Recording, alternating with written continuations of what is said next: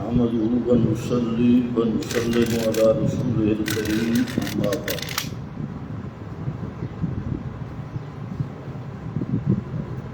سوال و جواب کی نشست کا سلسلہ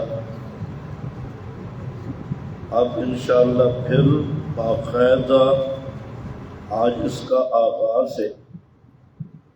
درمیان میں دورہ تفسیر اور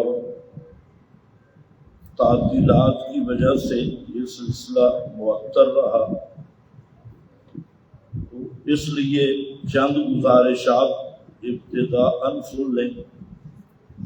ایک تو سوال جواب کی جو جہاں نشست ہے، اس میں عقائد، توحید، سنت، شرک و بدعت اور الحاد زندگا کے متعلق جو مسائل ہیں، سوالات ہیں، وہ بھیجنا ضروری ہے. جو فقہی مسائل ہیں یا ضمنی ذیلی مسائل ہیں، اس کے لیے آپ تشریف لائیں. اس نشست کے بعد جس نے کوئی فقہی مسئلہ پوچھنا ہو یا علاقائی مسئلہ پوچھنا ہو، وہ اس نشست کا حصہ نہیں ہوگا، یہ بعد میں آپ پوچھ سکتے ہیں. دوسری بات یہ ہے کہ اب یہ سوالات ساتھیوں نے لکھ کر بھیجے ہیں بعض نمبروں پہ، یہ بہت طویل سلسلہ ہے. اس میں بعض سوالات ملتے جلتے بھی ہیں، تو ہم کوشش کریں گے مختصر جواب دینے کی، اور یہ ضروری نہیں کہ یہ سوال اسی نشست میں سب کے جواب ہیں. بعض ساتھی اس سے پریشان ہوتے ہیں جی ہمارے سوال کا جواب نہیں آیا. سوالات ترتیب سے جس ساتھی نے لکھے ہیں، اس سے بھی گزارش ہے بہت باریک خط میں لکھی ہے، اس خط کو موٹے خط میں لکھا جائے تاکہ اس کو پڑھا جا سکے. اب ایک سوال جو متعدد ساتھیوں نے کیا ہے، سوال ایک ہے، سائلین بہت سارے ہیں، جن میں ڈاکٹر اصغر صاحب ہیں بہاولپور سے، اور بھی اسی طرح 5-6 ساتھیوں کا سوال ہے کہ 1981 میں جمعیت اشاعت التوحید و سنت کا ایک مقننہ کا فیصلہ ہے، اور اس میں یہ لکھا ہے کہ جو لوگ نبی کریم صلی اللہ علیہ وسلم کی قبر کے پاس صرف صلاۃ و سلام سما کے قائل ہیں، تو ہم انہیں کافر نہیں کہتے. اس پر سائل کا مقصد ہے کہ اب آپ کیوں ان لوگوں پر فتویٰ لگاتے ہیں. اس سلسلہ میں 4 باتیں ذہن میں رکھ لیں. پہلی بات تو یہ ہے کہ یہ جو 1981 کا مقننہ کا فیصلہ لوگوں کو سنایا جاتا ہے، یہ خیانت بھی ہے اور فراڈ بھی ہے. اس کی وجہ کہ اس فیصلہ میں 2 لفظوں میں ابہام تھا، جس کی بنا پر مقننہ کا جب دوبارہ اجلاس ہوا تو اس ابہام کی وضاحت پہ پوری مقننہ نے فیصلہ دیا. اور وہ ابہام کیا تھا کہ عادتاً سما کا قائل یا خرق عادت. یہ اس فیصلے میں 1981 کے فیصلے میں صراحت نہیں، اشارتاً موجود ہے صرف صلاۃ والسلام، یہ صرف صلاۃ والسلام، کچھ عقل ہو تو آدمی سمجھ سکتا ہے یہ صرف صلاۃ والسلام کیوں کہ اگر سننے کی صلاحیت ہے تو آپ صرف سلام سنیں گے یا دوسری گفتگو بھی سنیں گے؟ آپ جب سننے کی صلاحیت ہے وہ صرف صلاۃ والسلام کا کیا معنی ہے؟ جو آپ میں سننے کی عادتاً صلاحیت ہے تو آپ جو ہیں انسانوں کی آوازیں بھی سن سکتے ہیں، موٹر سائیکل کی آوازیں بھی سن سکتے ہیں، گاڑیوں کی پنکھے کی آواز بھی آ رہی ہے، یہ صرف کا کیا معنی ہے؟ اور پھر ایک ابہام یہ تھا کہ نبی کریم کی قبر کے پاس صلی اللہ علیہ وسلم جبکہ آپ کی قبر تک وصول ممکن ہی نہیں، یہ فرضی صورت ہے کہ نبی پاک صلی اللہ علیہ وسلم کی قبر کے قریب جانا یہ لا يمکن الوصول الی قبرہ، سب اکابر نے اس کی وضاحت کر دی۔ موجودہ صورت جو ہے یہ تو مسجد نبوی میں صلاۃ و سلام کی ہے، عند القبر یا قریب القبر تو اب ممکن ہی نہیں، جو جہاں آج جا ہی تو نہیں سکتا اس پہ مسئلہ پوچھنے کا مطلب کیا ہے؟ یہ دو ابہام تھے کہ ایک تو آپ کی قبر کے پاس جانا ممکن نہیں، دوسرا اس صرف کا کیا نام ہے؟ اگر سنتے ہیں تو پھر صرف صلاۃ و سلام کیوں، باقی چیزیں کیوں نہیں سنتے؟ اور یہ جو لگڑ حضرات یا لگڑوں کے وکیل اس کو پیش کر رہے ہیں، ان کے کام کا تجھے مقرر کا فیصلہ بھی نہیں، کیوں کہ یہ جو موجودہ لگڑ ہے یہ صرف صلاۃ و سلام کے سماع کے قائل، یہ تو مشاورت کے قائل، استشفاء کے قائل، اور ان کا جو جناب عقیدہ یہ ہے کہ جو روض اقدس پہ جائے آپ نیتیں بھی جانتے ہیں، دلوں کے خطرات بھی جانتے ہیں، سفر کے حالات بھی جانتے ہیں، اور مسجد نبوی میں جتنا پس درود پڑھا جائے آپ سنتے ہیں۔ تو اب جو ان للڑ پارٹی کے وکیل اس مبہم فیصلہ کو پیش کر رہے ہیں یا خود للڑ، تو میرا سوال ہے کہ اس کا انہیں کیا فائدہ ہوگا؟ یہاں لکھا ہوا ہے صرف صلاۃ و سلام اور وہ بھی قبر کے قریب، تو اس کو ہم کافر نہیں کہتے، تو للڑ تو پھر بھی نہیں بیٹھتے۔ آپ کو میری بات سمجھ آ گئی؟ للڑ تو پھر بھی نہیں بیٹھتے۔ تو اب میرا سوال ہے کہ یہ للڑوں کے وکیل فرار کیوں کرتے ہیں، خیانت کیوں کرتے ہیں کہ ایک مبہم مقننہ کا فیصلہ اس کو پیش کرتے ہیں اور پھر وہی مقننہ اس ابہام کی تفصیل کرتی ہے، تو اس کو بالکل ہضم کر جاتے، اس کو سامنے بھی نہیں رکھتے۔ تو مقننہ اشاعت کا فیصلہ اسی کی توضیح میں موجود ہے۔ ایک تو اس وقت کے امام اور امام الطابہ حضرت مولانا سید عنایت اللہ شاہ بخاری رحمۃ اللہ علیہ، ان کا اس پر وضاحتی بیان موجود ہے، جن کے دستخط ہے ان کا اپنا بیان موجود ہے، نغمہ توحید میرے پاس ہے، اور انہوں نے یہ کہا کہ ہمارا یہ فیصلہ اگرچہ امانت دیانت سے تھا لیکن اس میں کچھ چیزیں خرابی باقی ہوئی، ابہام ہے، اور اس لیے حضرت شاہ جی رحمۃ اللہ علیہ تو انتہائی ذہین آدمی تھے، انہیں پتہ تھا کہ جو پارک کا کوا بنانے والے ہیں وہ بہت کچھ آگے نکلیں گے۔ شاہ صاحب کہتے ہیں کہ میں امانت دیانت سے اسے رجوع کرتا ہوں۔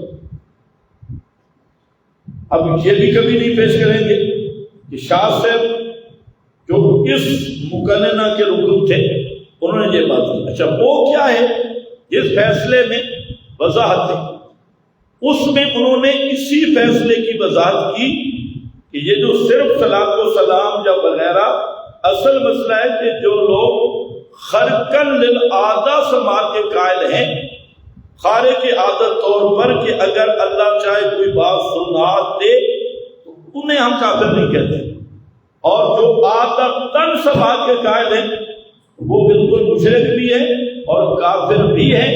یہ فیصلہ اس کی وضاحت کے طور پہ موجود ہے۔ اب پہلی بات میں نے یہ عرض کی کہ آج اس فیصلہ 1981 کو وہ حضرات پیش کر رہے ہیں یا خود للڑ ہیں یا للو ہیں۔ للو وہ ہیں جو للڑوں کے وکلا اور ان کے دفاع میں رات دن لگے ہوئے ہیں، جنہیں توحید و سنت کا ذرا شرم نہیں، کتاب و سنت کا ذرا لحاظ اور غیرت نہیں۔ صبح و شام وہ للڑوں کے وکیل بن کے اور آل حق کے خلاف پوسٹیں بھی اور للڑوں کی وکالت میں یہ وہ اپنی دیوسیت کر رہے ہیں۔ ان سے بھی میرا سوال ہے کہ اس فیصلے سے تو پھر بھی تمہارے للڑ نہیں پا سکتے۔ اس میں ایک تو قریب کا لفظ ہے، قبر کے قریب، اور وہاں جا سکتا نہیں۔ اور موجودہ للڑوں کا عقیدہ اگر دیکھنا ہے تو ان کی 20 کتابوں میں موجود ہے کہ مسجد نبوی کی حدود میں جہاں بھی جتنا پس درود پڑھا جائے آپ سنتے ہیں، تو پھر یہ طبقہ 1981 والے فیصلے سے کیسے بچے گا؟ اور پھر اس میں ہے کہ صرف صلاۃ و سلام، یہ صرف کا لفظ نقلیں اڑا دیتی، صرف صلاۃ و سلام کے سماع کا قائل ہے تو للڑ صرف صلاۃ و سلام کے سماع کے قائل ہے۔ تسکین و صدور سے آج جو اللہ وصایا صاحب کی کتاب آئی ہے 17 جلدوں والی، تو 20 مقام پہ یہ بات لکھی ہے کہ استشفاء پیغمبر کریم کی قبر سے سفارشیں کرانا یہ بالکل ہمارا مذہب ہے، اور وہاں پر نبی کریم علیہ السلام صرف سنتے نہیں دیکھتے بھی ہیں، اور کوئی داڑھی منڈا جائے تو آپ کو تکلیف بھی ہوتی ہے۔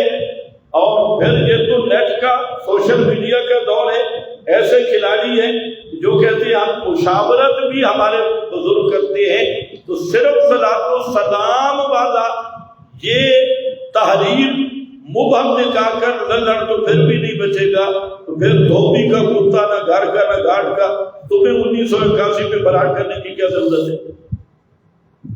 یہ بات ذہن میں رکھیں۔ باقی میں نے بتا دیا تحقیقاً کہ اس فیصلہ پر وضاحت موجود ہے، اور خود وضاحت یہی ہے جو صرف اور قریب کا لفظ تھا کہ اس جو تکفیر نہیں کرتے وہ خرق عادت کی نہیں کرتے۔ اگر کوئی خرق عادت مثلا قلیب بدر کا واقعہ ہے تو بعض حضرات نے اسے خرق عادت معجزۃ لہ کہا کہ یہ نبی کریم علیہ السلام کے معجزہ کے طور پہ ان مردوں نے وہ بات اس وقت نبی پاک کی سن لی تھی، جیسے بخاری میں موجود ہے۔ حضرت قتادہ فرماتے ہیں کہ اللہ نے احیاہ اللہ نے ان مردوں میں ادراک لوٹایا۔ کس لیے لوٹایا؟ تاکہ نبی پاک کی بات سن لے۔ یہ کیا تھا؟ خرق عادت۔ تو خرق عادت سماع کے قائل پہ کوئی فتویٰ نہیں، عادتاً سماع کے قائل پر تو موجودہ مقدمہ کا فتویٰ بھی موجود ہے، پہلی کا بھی موجود ہے، اور رہ گیا 1981۔ نہ للڑوں کے لیے اس کا کوئی فائدہ ہے اور نہ للڑوں کے مفت خور وکیلوں کو اس فتوے کا کوئی فائدہ مل سکتا ہے۔ دوسرا کہتے ہیں مشرکین کا جنازہ، ان کے لیے مغفرت کی دعا جائز ہے۔ جو نوبت وہیں جا رہی تھی کہ یہ مسئلہ بھی اب پوچھنا پڑ گیا کہ مشرک کا جنازہ پڑھنا، مغفرت کی دعا کرنا یہ جائز ہے یا نہیں؟ اس پہ غور و فکر کرنا چاہیے ہمارے علماء کو کہ ہمارے عمل سے کیسے مسائل پیدا ہوئے۔ کہ اب مباحثین مسئلہ پوچھ رہے ہیں کہ مشرک کا جنازہ پڑھنا جائز ہے یا نہیں، اس کے لیے مغفرت کی دعا کرنا جائز ہے یا نہیں۔ تو یہ ہمارے لیے ایک لمحہ فکریہ ہے کہ عوام کی کیسی تربیت ہو رہی ہے۔ میرے بھائی، قرآن کی نص قطعی موجود ہے، ما کان للنبی والذین آمنوا ان یستغفروا للمشرکین، یہ سورۃ توبہ ہے، اور نص قطعی موجود ہے کہ پیغمبر کے لیے بھی جائز نہیں، اہل ایمان کے لیے بھی جائز نہیں کہ وہ کسی مشرک کے لیے مغفرت کی دعا کرے۔ یہ کتنی واضح آیت ہے. اس سوال کا مقصد کیا ہے؟ اللہ جانے بیچارہ دیکھ رہا ہوگا کہ مشرک کا جنازہ پڑھنا جائز ہے یا نہیں. تو بھائی مشرک کا جنازہ پڑھنا نص قطعی سے اس کی حرمت ثابت ہے. اپنے ایمان کی حفاظت کرتی ہے. آپ کی جماعت کے علماء اپنے دروس میں للڑوں کو بدعتی اور مشرک کہتے ہیں اور پھر ان کے جنازے پڑھتے ہیں. یہ دوہرا معیار کیوں ہے؟ سوال تو ٹھیک ہے، لیکن جو علماء یہ کام کرتے ہیں یہ سوال آپ ان سے کریں. ہم نے الحمدللہ آج تک نہ کسی مشرک کا جنازہ پڑھا، نہ اس کے لیے مغفرت کی دعا کی اور نہ کریں گے. بلکہ ہم نے تو یہ طے کیا ہے کہ جو حضرات مباحث بھی ہوں اور وہ مبتدئین کے ساتھ اختلاط میں رہے، برات نہ کریں اور انہی کے پیچھے نمازیں، ان کے جنازے، ہم انشاءاللہ ان کا بھی نہ جنازہ پڑھیں گے اور نہ ان کے لیے مغفرت کی دعا کریں گے. ان کا معاملہ اللہ کے سپرد ہے. کیونکہ ہمیں امام محمد بن حسن الشیبانی رحمۃ اللہ علیہ اور اسی طرح علامہ انور شاہ کاشمیری رحمۃ اللہ علیہ اور مجدد الفسانی رحمہ اللہ، بڑے بڑے اکابرین نے ایمان پہ بحث کرتے ہوئے ایک بات کی ہے کہ ایمان کس چیز کا نام ہے. تو ان حضرات نے نصوص قطعیہ کی روشنی میں یہ بات کی کہ ایمان میں براءت ضروری ہے ہر باطل سے اور ہر مبطل سے. جب تبری اور براءت نہیں تو ایمان نہیں ہے. تو اس پر انہوں نے سورہ ممتحنہ کی آیت ذکر کی. علامہ انور شاہ صاحب رحمہ اللہ نے بھی اور امام محمد سے لے کے بڑے بڑے اکابر نے، اور یہ سب شروحات میں بھی موجود ہے، کوئی نئی بات نہیں، کہ بدا بیننا و بینکم العداوۃ والبغضاء ابدا حتی تؤمنوا باللہ وحدہ. تو یہ اس نسقتی، اور ہم متروں میں بھی پڑھتے ہیں نخلہ و نطروں کو. اور حیرانگی کی بات ہے، یہ مولوی تو ایک روایت بھی آپ کو سناتی ہے کہ نبی پاک نے ایک آدمی کا جنازہ اس لیے نہیں پڑھا کہ کانا یبغض عثمان. یہ روایت کو آپ نے سنی ہوگی، یہ مولوی حضرات سناتے ہیں. حدیث کی تحقیق کیا ہے یہ الگ بات ہے، لیکن ان کی مسلمہ روایت ہے. یہ عثمان سے بغض رکھتا تھا، آپ نے جنازہ نہیں پڑھا. تو جو ایک صحابی سے بغض رکھے، آپ نے جنازہ نہیں پڑھا، اور جو ہوئی کٹر بدعتی، جو ہوئی مشرک، تو اس کا جنازہ کیسے ہوگا؟ تو اس لیے بھائی یہ جو سوال ہے نا، آپ کے علماء کیا کرتے ہیں؟ پہلی بات ہے علماء کا پھر عمل حجت ہے ہی نہیں. اللہ کے رسول صلی اللہ علیہ وسلم کی یہ شان ہے کہ آپ کی اتباع علی الاطلاق فرض ہے. رسول اللہ کے بعد کسی کی شان نہیں ہے. اور اگر علماء کرتے ہیں تو علماء کا کرنا یہ کوئی شرعی حجت اور دلیل نہیں، اور جو کرتا ہے وہ بھرے گا. لا تزر وازرۃ وزر اخرى، قرآن میں کوئی کسی کا بوجھ نہیں اٹھائے گا. ہم ان علماء کے لیے بھی دعا کریں گے اللہ انہیں بھی ہدایت نصیب فرمائے کہ قرآن و سنت کا جو بیان کرتے ہو اپنے دروس میں، اور قرآن بیان کرتے ہوئے تو تمہارے ریمارکس اور تقریریں یہی ہوتی ہیں کہ یہ بدعتی ہیں جی، یہ مشرک ہیں جی، یہ فلاں مبتدئین اور مشرکین. تقریروں میں بھی یہی کہتے ہو اور بیانوں میں بھی یہی کہتے ہو، درسگاہوں میں بھی یہی کہتے ہو. یہ تو تمہارا قول ہے، اور جب عمل ہو کوئی مر جائے تو اس پر آپ اس بدعتی اس مشرک کو ولی اللہ سمجھتے ہیں اور ان کی مغفرت اور ان مذہبی رسومات میں سب سے آگے جاتے ہیں. تو پھر عوامی تعصب تو نہیں بنتا ہے کہ مولوی کہتے کچھ ہیں اور کرتے پوچھیں۔ اور یہ بات ہے سائل کی سوال بہت مدے کا سوال ہے کہ باقیاتاً یہ رویہ قابل افسوس ہے، اس پر جتنا افسوس بھی کیا جائے کم ہے کہ یا تو بدعتی کہنے چھوڑ دو اور یہ بدعت اور شرک کے مسائل ختم کر دو، کیونکہ امت کو اتحاد کی ضرورت ہے۔ لہٰذا مشرک، بدعتی، ملحد، رافضی اور قادیانی بیچارے کا کیا قصور ہے، وہ بھی ایک آدھ مسئلے میں تھوڑا راستے سے جدا ہوا، تو یہ سارے اکٹھے وحدت الادیان والے بن جاؤ اور ٹرمپ کے داماد کے ساتھ مل جاؤ، وہ اس سے بھی وسیع و ضرب ہے۔ ٹرمپ والا، وحدت الادیان والا، وہ تو جہاں تک کہتے ہیں جناب کہ جو نبوت ابراہیمی کا قائل ہے نا، چاہے محمد رسول اللہ کو نبی نہیں مانتا، عیسیٰ کو نبی نہیں مانتا، تو وحدت الادیان والے کہتے ہیں وہ بھی جنت میں جائیں گے۔ تو ان کو بھی ان کے ساتھ ملنا چاہیے، کیونکہ ان میں وسیع ضرب زیادہ ہے اور یہ خود تکفیری ہے۔ یہ تو یہودیوں کو کافر کہتے ہیں تو تکفیری ہو گئے، عیسائیوں کو کافر کہتے ہیں تکفیری ہو گئے، قادیانیوں کو کافر کہتے ہیں تکفیری ہو گئے۔ تو وہ ٹرمپ کا داماد کہتا ہے تکفیری نہ بنو۔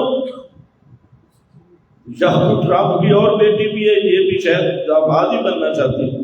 تو بہرحال ہم اس پہ تبصرہ غیبانہ نہیں کر سکتے۔ مسئلہ یہ ہے کہ بات یہی ہے کہ جو مشرک اور مبتدع ہے اس کے ساتھ مذہب اور دین کے لحاظ سے برات کرنا یہ شرط ایمان میں سے ہے۔ ہم اللہ کے فضل سے اسی پہ قائم ہیں، رہیں گے، کوئی ہمارے ساتھ رہے یا نہ رہے۔ اگر قائلین سماع، استشفاء، عدم اخراج روح یا اعادہ ارواح مسلمان ہیں تو پھر آپ لوگوں نے ہمیں کیوں لڑوا رکھا ہے؟ یہ بالکل چلا ہوا، یہ سوال بھی بالکل ٹھیک ہے کہ عادتاً سماع، استشفاء اور تفصیلی عرض اعمال، اور یہ بھی لڑوں کا عقیدہ ہے کہ یہ توحید ساری فروعی ہے، یہ حاضر ناظر، علم غیب وغیرہ وغیرہ فروعات، یہ فروعات ہے۔ اگر یہ باقی صحیح بات ہے کہ یہ بھی مسلمان اولیاء اللہ ہے، تو پھر تم دروس قرآن کے نام پہ لوگوں کو کیوں لڑواتے ہو؟ جب مسجد کا مسئلہ ہے، مدرسے کا مسئلہ ہے، تو یہ مسائل اصولی بن جاتی ہیں، اور جب ریاکاری کا مسئلہ ہے تو ان مسائل کی کوئی پرواہ نہیں ہوتی۔ بہرحال سائل کا جواب اچھا ہے اور سوال اچھا ہے، لیکن یہ سوال ان حضرات سے کرے جو جن کو مسلمان سمجھتی ہے۔ ہم اللہ کے فضل سے عادتاً سوال کے قائل کو، اور جو حفظ الارواح کا قائل ہے یا مرنے کے بعد پھر ارواح کو ان ابدان کے اندر مانتا ہے، ہم اللہ کے فضل کرم سے اس کو مسلمان نہیں سمجھتے، الحمدللہ۔ یہ سوال اس سے کرو جو مسلمان سمجھتے ہیں۔ یہ چار جو سوال ہے نا بہت باریک لکھے ہیں اور محنت بھی میرے پاس ہے۔ اب کمپیوٹر پہ جو آپ لکھ رہے تھے تھوڑا اوپر والی منزل بھی استعمال کرو۔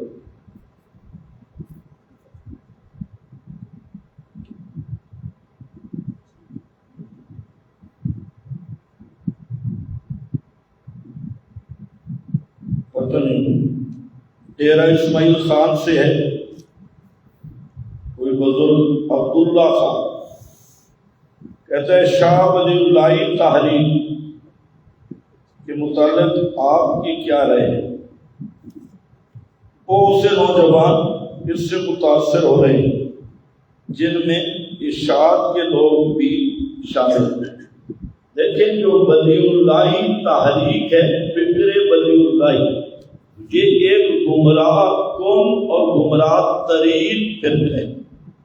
ان کا شاہ ولی اللہ سے بھی کوئی تعلق نہیں، اور اسلام کا نام بھی انہوں نے ایسے ہی استعمال کیا ہوا ہے جیسے عنایت اللہ مشرقی نے، اور اس طرح کے بے دین لوگ ہیں۔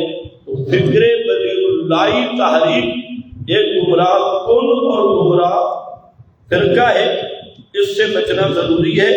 باقی رہ گئے نوجوان تو کئی چیزوں سے متاثر ہیں، نوجوان تو مرزا جہلوی سے بھی بات متاثر ہے، حالانکہ مرزا جیلوی جیسے مرزا قادیانی تھا نا، پہلے لوگوں نے نبوت کے جھوٹے دعوے کیے، ان میں کوئی نہ کوئی خصوصیت کمال تھا۔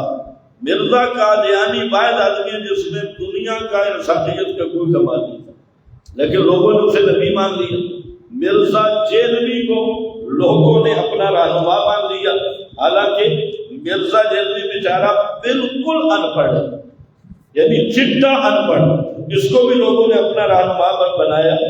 تو فکر ولی اللہ تنظیم یہ گمراہ کن ہے، اور یہ رشیا کے سوشلزم کے علمبردار ہیں، اور ان کی کئی فکری عقائد اور متصوفانہ گمراہی ہیں۔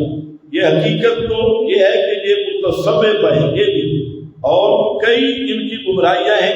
انشاءاللہ اس پر مستقل وقت پہ ہم ان کے نظریات کو پیش کریں گے۔ یہ کوئی بزرگ ہے ضیاء اللہ صاحب ضلع صوابی سے، قرآن مجید میں جو حکم ہے کہ اپنے والدین اور اپنے رشتہ داروں، یتیموں، مسکینوں، مسافروں کے ساتھ اچھا سلوک کرو، اس میں اگر کوئی کافر ہو تو اس کے ساتھ حسن سلوک، بالکل کافر مشرک ہے ان میں تو حسن سلوک اس کے ساتھ ہے کہ اسے دین کی دعوت دو، اسے مسئلہ بیان کرو اور اسے ترغیب دو، دعوت دو دلائل کے ساتھ، یہ اس کے ساتھ حسن سلوک ہے۔ باقی جو اس کے جنازے یا مذہبی دینی کام ہیں ان میں آپ شریک نہیں ہو سکتے، انہیں دین کی دعوت دیں۔ سوال اشکال یہ ہے کہ قرآن مجید میں ہے مشرک کے ساتھ نکاح حرام ہے، لیکن دوسری آیت میں اہل کتاب سے جائز قرار دیا گیا، حالانکہ اہل کتاب بھی تو مشرک ہیں۔ آج کل کے اہل کتاب مشرک کے احکام بات شامل نہیں ہیں۔ پتہ نہیں سوال ہی الٹا ہے۔ اب سوال دو الگ تھے، اس بزرگ نے گڑبڑ کر دی۔ مسئلہ یہ ہے کہ لا تنکحوا المشرکات، مشرکات سے نکاح نہیں، اور والمحصنات من الذین اوتوا الکتاب، جو اہل کتاب کی پاک دامن عورتیں ہیں ان سے نکاح کرنا جائز ہے۔ یہ کہنا چاہتے ہیں وہ بھی تو مشرک ہے، ان سے جائز کیوں ہے؟ تو اس کا ایک تو تھوڑا دقیق جواب ہے، اس کے لیے تھوڑا سا باریک عقل درکار ہے، اور ایک ہے موٹے عقل والے کے لیے جواب جو گزارا کر سکے۔ وہ بالکل آسان ہے کہ عام جو ہوتا ہے نا، عام اس کی دو قسمیں ہیں، ایک عام مخصوص من البعض ہے، ایک غیر مخصوص من البعض۔ المشرکات سے اوتوا الکتاب کو خاص کیا گیا ہے، تو اب مطلب یہ ہوگا کہ اہل کتاب کے علاوہ مشرک عورتوں سے نکاح کرنا جائز نہیں ہے۔ یہ تو موٹے موٹے عقل والے کے لیے جواب ہے، اور اگر کوئی ذہین ہے تو حقیقت یہ ہے کہ ایک اہل کتاب تھے یہود اور نصارہ، یہ اہل کتاب تھے، انہیں اوتوا الکتاب بھی کہا گیا، اور ایک تھے عرب کے امیین، انہیں یہ الگ پارٹی تھی۔ تو اب مسئلہ یہ ہے کہ یہودی اپنے آپ کو یہودی کہتے تھے، عیسائی نصارہ کہتے تھے، جبکہ جو عرب کے مشرکین ہیں یہ تھے مشرک، لیکن اپنا نام انہوں نے رکھا تھا حنفاء۔ حنفاء کا معنی ہوتا ہے موحدین، حنفاء۔ تو قرآن نے بطور لقب کے المشرکین کا نام عرب کے امیین کو دیا ہے۔ یہود نصارہ شرک کرتے تھے، لیکن بطور لقب اور پہچان کے المشرک کا اطلاق ان پہ نہیں ہوا، شرک ان کا ثابت کیا گیا، لیکن بطور لقب کے المشرکین کا خطاب ان پہ نہیں۔ تو اس بات سمجھنے کے بعد اب لا تنکحوا المشرکات کا میدان الگ ہے، اور والمحصنات من الذین اوتوا الکتاب کا میدان الگ ہے۔ وہ اہل کتاب کی عورتوں سے نکاح کو جائز قرار دیا گیا، اور غیر اہل کتاب کی جتنی مشرکین طبقے ان کی عورتوں سے نکاح ناجائز قرار دیا گیا۔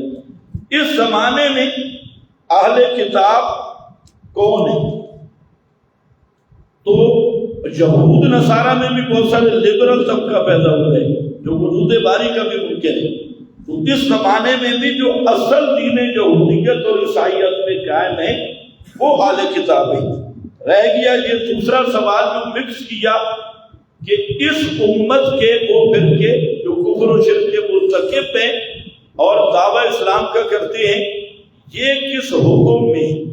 یاد رکھو خود جو والمحصنات من الذین اوتوا الکتاب والا حکم ہے یہ امر تعبدی ہے خلاف القیاس، اور جو خلاف القیاس ہوتا ہے اس میں قیاس نہیں کیا جاتا۔ لہذا اس امت کے جو کفر و شرک کے مرتکب فرقے ہیں وہ اہل کتاب کے حکم میں نہیں آئیں گے، کیونکہ اہل کتاب میں حکم کے آنے کا مطلب کہ ان کو ہم ان پہ قیاس کر رہے ہیں، تو قیاس وہاں ہوتا ہے جو امر معقول ہو، جو امر تعبدی غیر معقول ہو اس پر قیاس نہیں ہو سکتا۔ تو یہ اگر آپ کا یہی مقصد تھا تو دوسرا یہ، اگر ما فوق الاسباب تصرف غیر اللہ کے لیے ماننا شرک ہے تو قرآن مجید میں حضرت سلیمان کی طرف نسبت ہے تجری بامرہ، یہ ان کے حکم سے ہوا چلتی تھی۔ یہ کیا تھا؟ حضرت سلیمان کا معجزہ تھا۔ معجزہ میں نبی کا تصرف ہوتا ہے، یہ تو وہ بنیادی غلطی ہے نا۔ ادھر للڑ برادری بھی کہتی ہے وہ بدر والوں نے سن تو لیا تھا نا، پھر فوق الاسباب پر گیا۔ اور بھائی سنا تھا بے اسماء اللہ، اگر سنا تھا تو کیا سنا تھا؟ بے اسماء اللہ۔ خرق عادت یا معجزہ یا کرامت میں ولی یا مخلوق کا ردی جتنا تصرف بھی نہیں ہوتا، تصرف کس کا ہوتا ہے؟ اللہ کا ہوتا ہے۔ حضرت سلیمان کا یہ معجزہ تھا، تو معجزہ میں تصرف کس کا تھا؟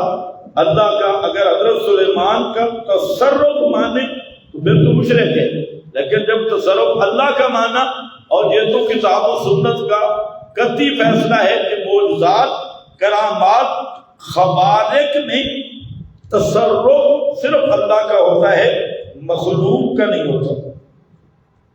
اور سوال ابو ذر غفاری، شہر اسلام آباد، کیا تقدیر اللہ تعالیٰ کی طرف سے انسان کے لیے پہلے سے طے شدہ ایک ایسا فیصلہ ہے جس پر وہ مجبور ہے، یا یہ کہ اللہ کی اس علم ازلی کا نام ہے جس میں اس سے پہلے معلوم تھا انسان اپنے اختیار سے کیا راستہ چلے گا؟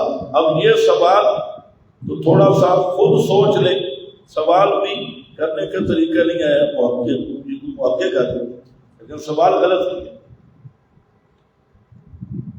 حتمی فیصلہ غیر حتمی فیصلہ، مسئلہ یہ ہے کہ تقدیر کس چیز کا نام ہے؟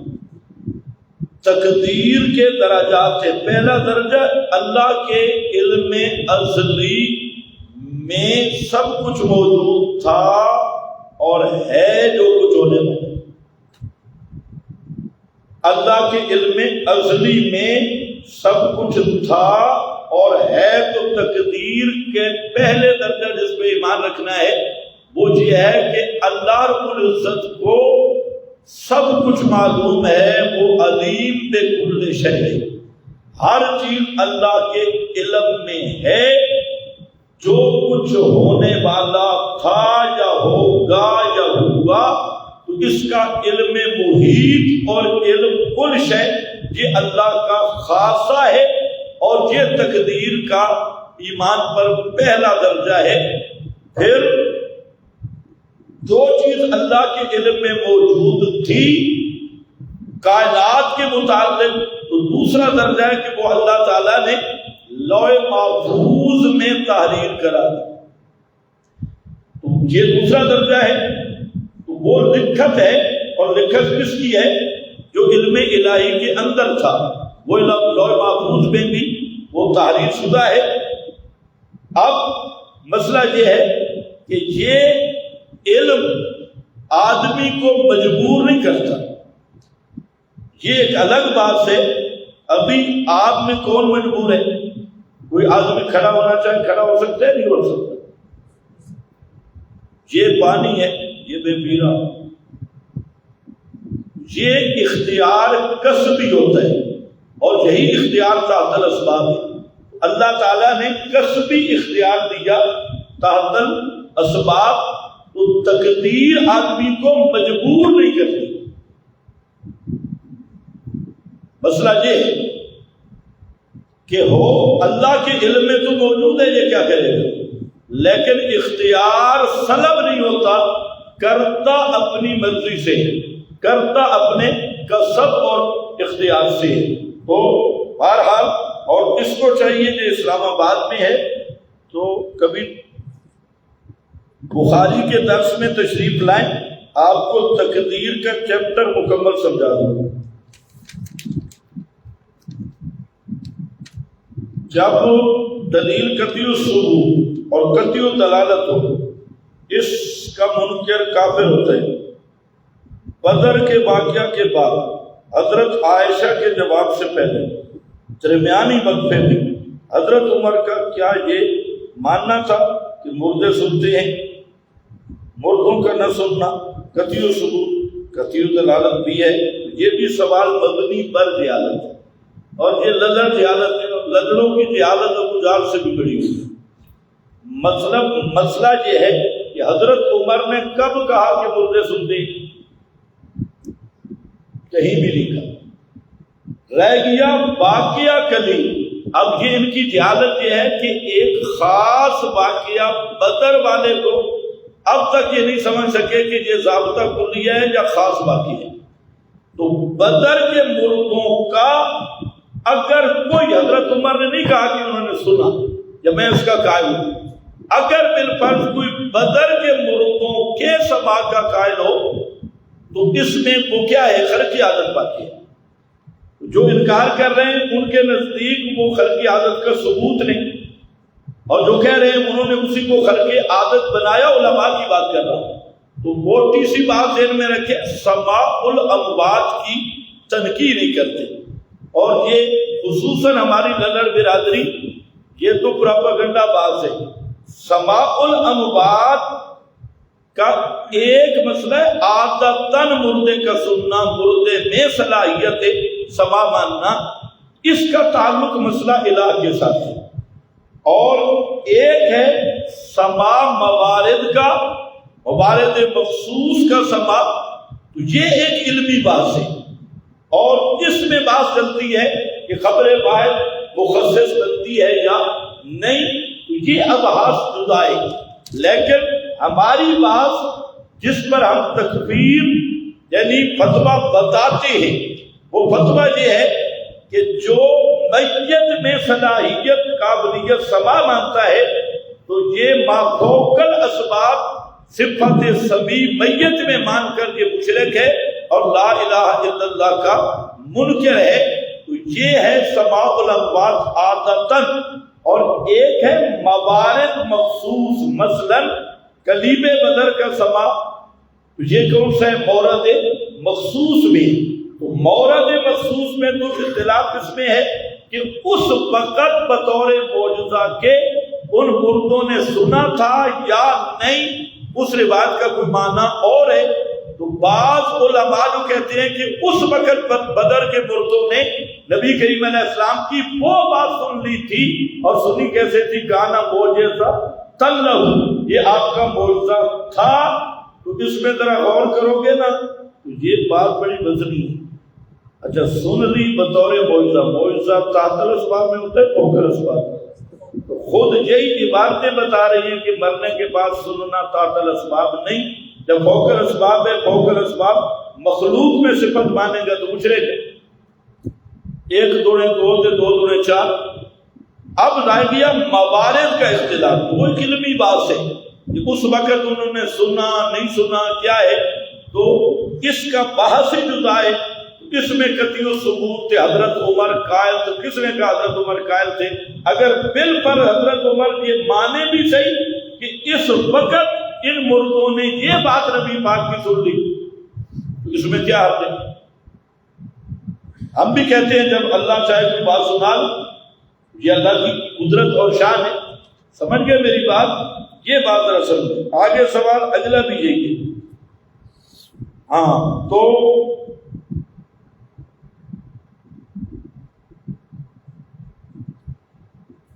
میرا سوال یہ ہے کہ ہمارے علاقہ میں سارے للڑوں کی مسجدیں ہیں اور ہم ان کے پیچھے نماز اور جمعہ نہیں پڑھتے، ہم جمعہ نہیں پڑھتے، تو ہمارے لیے حکم کیا ہوگا؟ آپ کسی مباحث کی مسجد تلاش کریں، نہیں تو وہاں سے ہجرت کریں۔ ہجرت بھی ہے اسلام میں، صرف للڑوں بنتیوں کے اندر رہنے کی آپ کو کس نے مجبور کی ہے؟ ہجرت کر کے جا اپنی مسجد بنا۔ قرآن مجید میں جو حکم ہے کہ اپنے والدین اپنے رشتہ داروں ہوگی، ابھی یہ کوئی سوال ہے؟ میں نے بتا دیا، اگر والدین کافر ہیں مشرک ہیں، دنیا بھی احسان کرے گا، اور سب سے بڑا احسان کے ساتھ ہے کہ انہیں مسئلہ سمجھایا جائے اور انہیں دعوت دی جائے۔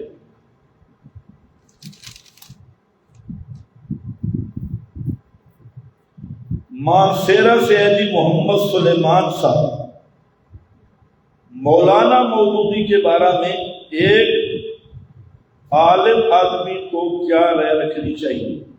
ان کی چند تحریروں کی بنیاد پر ان کے لٹریچر کو چھوڑ کر کیا ان کو کافر کہنا، مرتد کہنا، گمراہ کہنا کیا ٹھیک ہے؟ بھائی بات سمجھنے کی بھی تھوڑی کوشش کیا کریں۔ پہلی بات تو ہے کہ مولانا مودودی ایک آدمی ہے، اس کا شریعت کے ساتھ تعلق نہیں۔ تو مولانا مودودی کو درمیان میں لانے کی ضرورت کیا ہے؟ تو ہمارا یہ نظریہ ہے کہ جو بھی صحابہ سے بغض رکھے، صحابہ کے عیب نکالے، صحابہ پہ جرح کرے اور دین کی شکل بدلے، ہم کہتے ہیں کہ وہ صدیق اور ملحد ہے، چاہے دیوبندی ہو، چاہے مودودی ہو، چاہے اشاعتی ہو، چاہے رضاخانی ہو، جو بھی صحابہ پہ تبرع کرتا ہے وہ صدیق ہے۔ باقی یہ بات ذہن میں رکھ لیں، بہت سارے ساتھی سمجھتے نہیں اور وہ بھی للڑ بازی کے کلپوں سے نتیجہ اخذ کرتے ہیں۔ جہاں تکفیر ہے، تکفیر کے کچھ اصول ہیں۔ ہمیشہ فتویٰ ہوتا ہے عقیدے پر، جو مسائل اعتقاد عقیدے کے مسائل ہیں نا، یہ دو قسم کے ہیں۔ قطعی تو عقائد سارے قطعی ہیں، لیکن بعض وہ مسائل ہیں جو قطعی بھی ہیں اور بدیع بھی ہیں۔ بدیع ہونے کا مطلب کہ علماء میں مشہور بھی ہیں، واضح بھی ہیں، یا دیندار طبقے میں واضح بھی ہیں، وہ قطعی بھی ہیں اور بدیع بھی ہیں۔ ان کا انکار بھی کفر ہے، ان میں تعویل بھی کفر ہے، اور اس مسئلے کے قائل کو کافر نہ کہنے والا بھی کافر ہے۔ یہ وہ مسائل ہیں جو قطعی بھی ہیں، بدیع بھی ہیں۔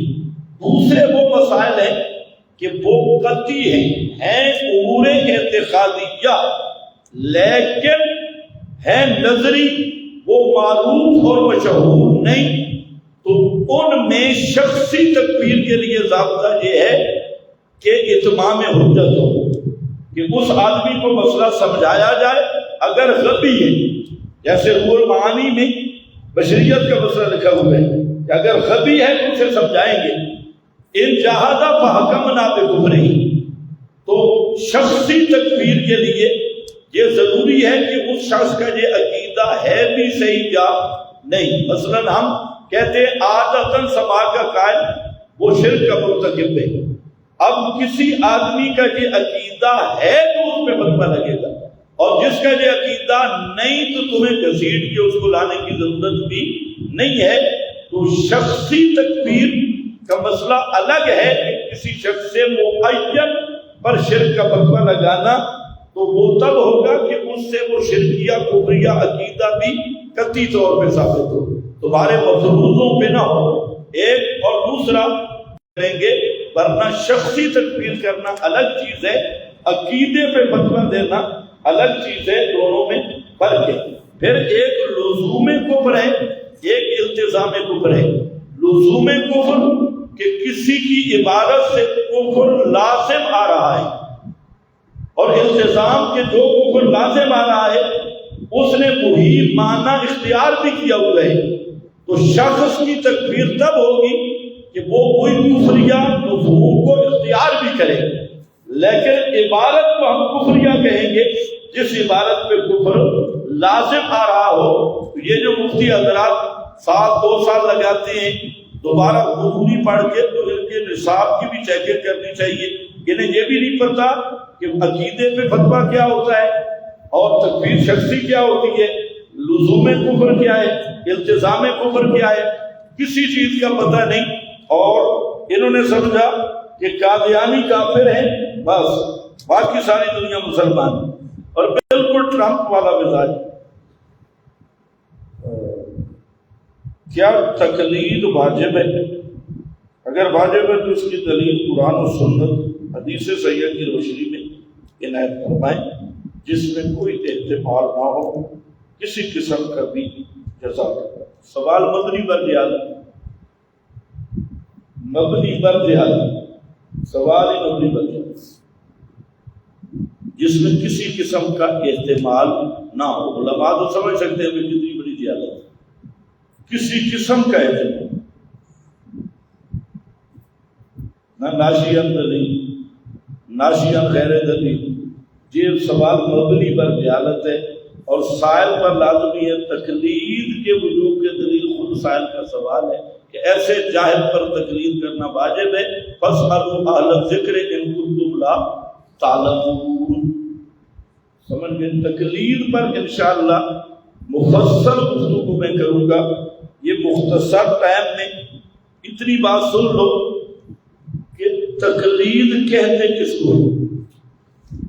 تقلید نام ہے کہ غیر رسول ماہر شریعت کی بات اتباع رسول میں مانی۔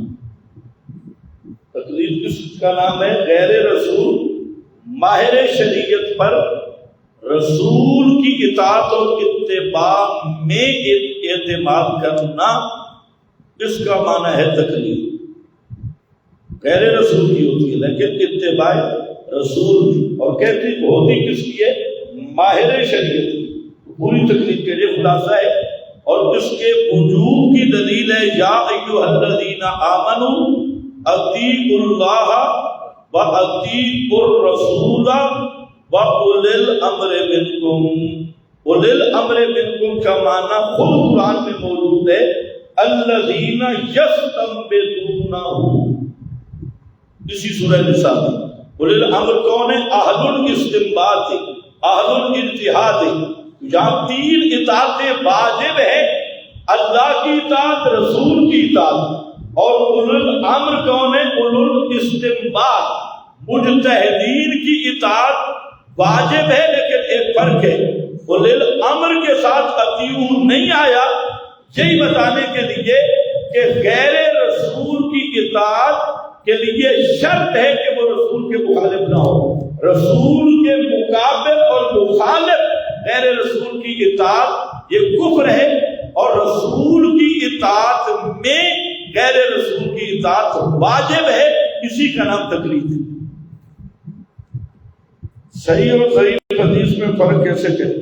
حالانکہ بعض علماء ایک حدیث کو صحیح، بعض حدیث کو ضعیف کہتے ہیں۔ جی عبدالودود ڈی آئی خان، بھائی مسئلہ یہ ہے کہ صحیح حدیث اور ضعیف حدیث کا یہ جو فرقے ہیں کوئی معیار نہیں ان کے پاس، اس کا معیار صرف ہمارے پاس ہے، اور وہ معیار ہے قرآن۔ حدیث کی حجیت کو سمجھنے کے بعد پتہ چل سکتا ہے کہ حدیث کیا ہے، تبیین القرآن ہے۔ قرآن متن ہے، حدیث اس کی شرح ہے، اس کا بیان ہے۔